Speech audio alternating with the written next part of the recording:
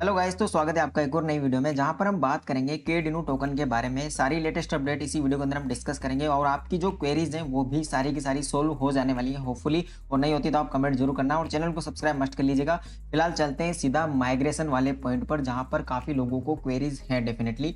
जैसा कि माइग्रेशन का अगर आप बेसिस देखोगे तो आपको पता ही होगा कि इन्होंने टेलीग्राम चैनल पर भी इस चीज के बारे में अपडेट किया है और जो कॉइन मार्केट कैप है वहां पर पोस्ट इन्होंने डाला है कि जो वोटिंग है वो करो के डिनो V2 के लिए, यानी कि जो इसका वर्जन 2 आने वाला है। हालांकि इस चीज की जरूरत बिल्कुल भी नहीं थी। जो के डिनो टोकन अभी है वही काफी अच्छा खासा चल रहा था सारा कुछ। जैसे नेक्स्ट लिस्टिंग इसकी होती तो ये काफी अच्छा खासा बेनिफिट हमें दे सकता था।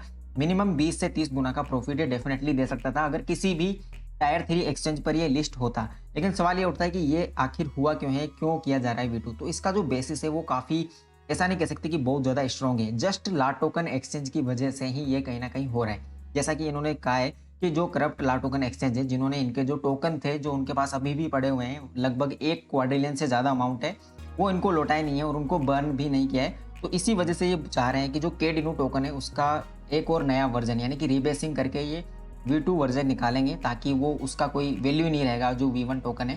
तो इसका मतलब जो ला टोकन के पास जो होल्डिंग रखी हुई है उसकी कोई वैल्यू नहीं रहेगी, जीरो हो जाएगी। और उसी चीज़ को करने के लिए ये कर रहे हैं माइग्रेशन। और इस चीज़ के मैं तो ऑब्वियसली खिलाफ हूँ। मैंने वोट भी किया है अपने ट्रस्ट वॉलेट से। 3 जो टोकन है वो डाले भी हैं। आपको पता ही होगा शायद, कि अगर नहीं पता है तो आपको इसी आर्टिकल में देखने को मिल जाएगा सारा कुछ कि आपको किस तरह से वोट करना है। जैसा कि यहाँ पर लिखा हुआ है कि अगर आप इनके बर्न एड्रेस पे, जैसा कि यहाँ पर ये लिखा हुआ है, बर्न एड्रेस पर अगर आप सेंड करते हो 1 टोकन तो आप कहीं ना कहीं एग्री कर रहे हो, और अगर 3 टोकन सेंड करते हो बर्न एड्रेस में तो आप डिसएग्री कर रहे हो। और ये सिर्फ आपको एक बार ही करना है। तो ये है वोटिंग का तरीका। हालांकि इसमें आप करो या ना करो, मैं आपको रिकमेंड नहीं कर रहा हूँ कि आप वोटिंग कीजिए, लेकिन ज़्यादातर लोगों ने जो वोटिंग की है तो वो 70% लोग ऐसे हैं जो चाहते हैं कि जो इसका V2 वर्जन है वो आए।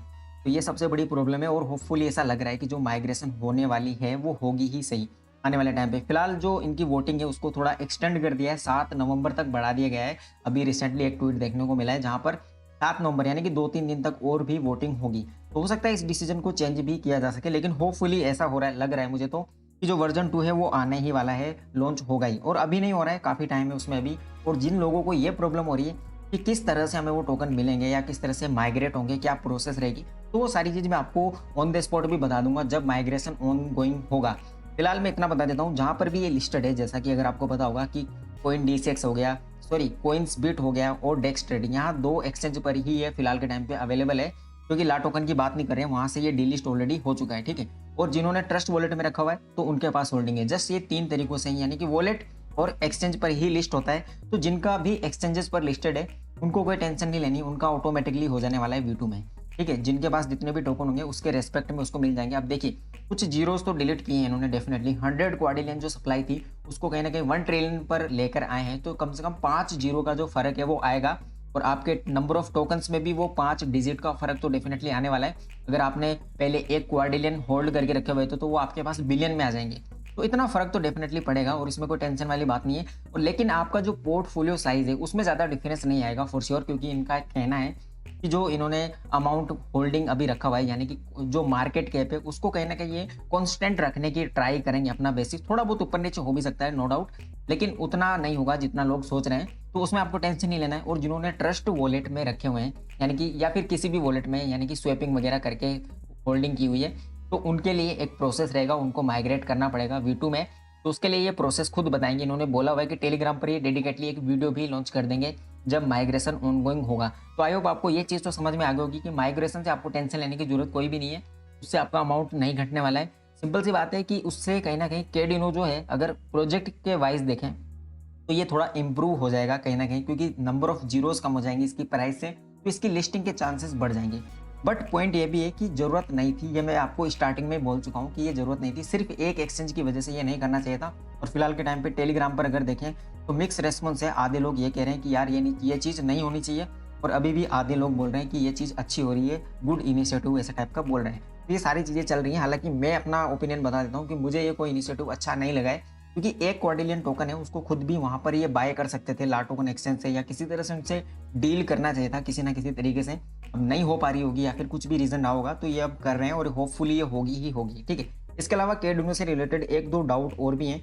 कि जो V1 टोकन है, अब वो तो हमने होल्ड करके रखा हुआ है, तो क्या V2 में हमें ज़्यादा फ़ायदा होगा? अभी हमें और ज़्यादा होल्डिंग कर लेनी चाहिए, यानी कि और ज़्यादा इसको खरीद लेना चाहिए। देखिए, अभी अगर इसकी प्राइस पॉइंट की बात करें, तो अभी भी कुछ लोग खरीदना चाहें तो खरीद सकते हैं, लेकिन मैं बोल रहा हूँ आपको मिनिमम खरीदो, या फिर जिन्होंने ऑलरेडी अच्छा खासा अमाउंट खरीदा हुआ है, तो ना तो वो सेल करे और ना ही खरीदे, क्योंकि मैं ये रिकमेंड नहीं करता। हो सकता है V2 लॉन्च होने के बाद में प्राइस थोड़ी डाउन भी चली जाए, क्योंकि काफ़ी लोगों को प्रॉब्लम अगर आएगी, तो ये इतनी एक्टिव टीम नहीं है, इतनी ज़्यादा बड़ी टीम नहीं है फिलहाल के टाइम पे, काफ़ी इनिशियल स्टेज में है, और ये भी नहीं कह सकते कि ऑन द स्पॉट ये अच्छे-अच्छे एक्सचेंजेस पर भी लिस्ट हो जाएगा। तो सस्पेंस में है कहीं न कहीं इसकी प्राइस फैक्टर, जो आने वाले टाइम पे जो माइग्रेशन के बाद में रिफ्लेक्ट होगी। तो आप मेरे हिसाब से तो बाइंग मत कीजिए इसमें, जो आपके पास रखा हुआ है उसको सेल भी मत कीजिए, उसको जस्ट कन्वर्ट होने दीजिए V2 वर्ज़न में, और उसके बाद में अगर प्राइस सही पॉइंट पर इसका रहता है, यानी कि डाउन में रहता है, तो वहाँ पर मैं आपको डेफ़िनेटली एक वीडियो बना के कॉल दूँगा कि यार आप डेफ़िनेटली अब बाय कर लो, क्योंकि ये काफ़ी ऊपर जाने वाला है, इसमें कोई डाउट नहीं है, क्योंकि उसकी भी लिक्विडिटी ये लॉक्ड रखेंगे, और साथ ही साथ काफ़ी इनिशियल स्टेज में है, और मार्केट कैप जो है वो काफ़ी डाउन है, अभी मिलियन में ही है, 1-2 मिलियन, 4 मिलियन, इतनी ये कोई मार्केट कैप ज़्यादा नहीं होती है। इतनी मार्केट कैप से ये कम से कम 100 गुना बढ़ने की भी ताकत रखता है। तो डेफ़िनेटली मैं अभी भी बुरा प्रोजेक्ट इसको नहीं बोलूँगा, लेकिन एक चीज़ कहूँगा कि यार छोटे-छोटे जो प्रॉब्लम्स हैं उनको भी अगर ये डील नहीं कर पा रहे, तो ये थोड़ा प्रॉब्लमैटिक है, लेकिन आने वाले टाइम पे मुझे लगता है कि ये अपनी टीम को भी बढ़ाएँगे, जो इन्होंने अपने रोड मैप पर भी मेंशन तो किया हुआ है। तो आई होप आपकी सारी क्वेरीज़ तो सॉल्व हो गई होंगी, और नहीं हुई है तो कमेंट ज़रूर करके बता दीजिए। मैं आपको मैनुअली अगर वहीं पर कमेंट करके आंसर दे पाऊँगा तो डेफ़िनेटली दूँगा, या फिर दोबारा से बात कर लेंगे हम किसी अनदर वीडियो में। तब तक के लिए ये था, बाय बाय, थैंक यू।